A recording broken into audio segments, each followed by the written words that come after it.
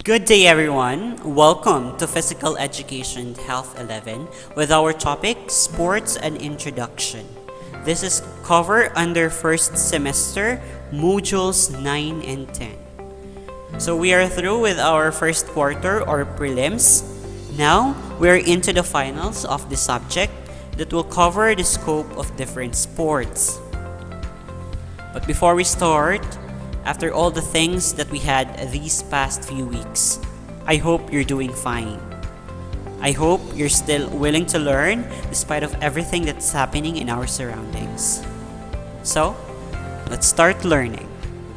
Let me start with introducing myself. To those who don't know me yet, I am Jonel Delumen, LPT, your PE teacher.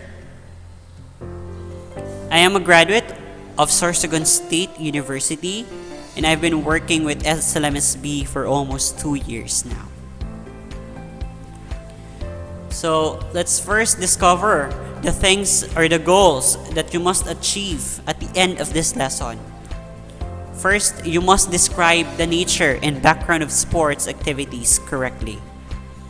Next, identify at least 2 types of sports activities correctly. And finally, analyze at least 3 sports technical skills. So you must bear in mind that these 3 are the most important of your modules. You must achieve them at the end of the lesson. Without further ado, let's move on to our lesson. Let us start with the nature of different sports activities. Saan ba nagmula ang sport? Ano ba yung pinagmulan niya talaga? Saan ba talaga siya nagmula? Well, on other book, based on the reference that I have, sport is part of human civilization. Even before, back then, they're doing physical activities, they're playing games. It is considered sport, but it wasn't being called sport yet, okay?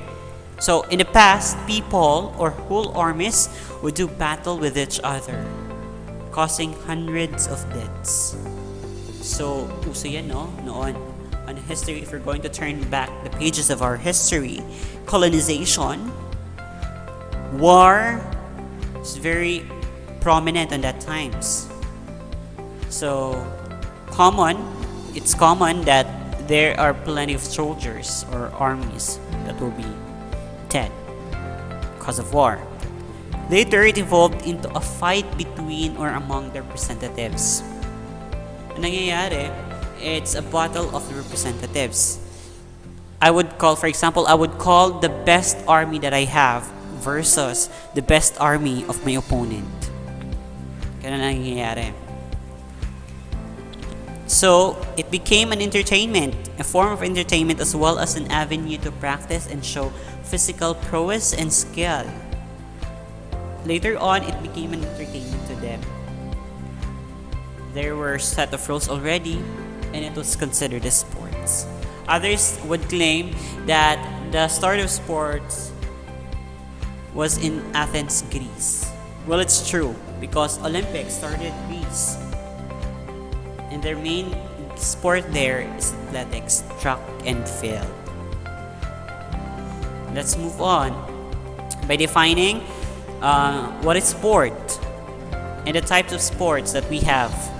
So in sports, it is defined as an activity that requires physical actions and skills where individual or team compete under a set of rules. Sir, is it considered a sport without a rule? Well, it's not, okay? Since there's a rule, ibig sabihin, importante ang rule because it governs the player, the coaches, and everyone who's involved in the said sport. Okay? Rules are important. So, meron tayo ditong pink, yellow, and blue. This pertains to the types of sport or the kinds of sports. First, we have individual sports. So, individual sports, as may sound it is played by 2 competing pairs. Okay, or another definition for that is that individual sport are sports that can be played without a physical contact with your opponent, such as running, You don't need an opponent to run. Okay, running, javelin throw, or anything that's under athletics, track and field. Next, we have the duel. The duel sport is played with 3 or more players.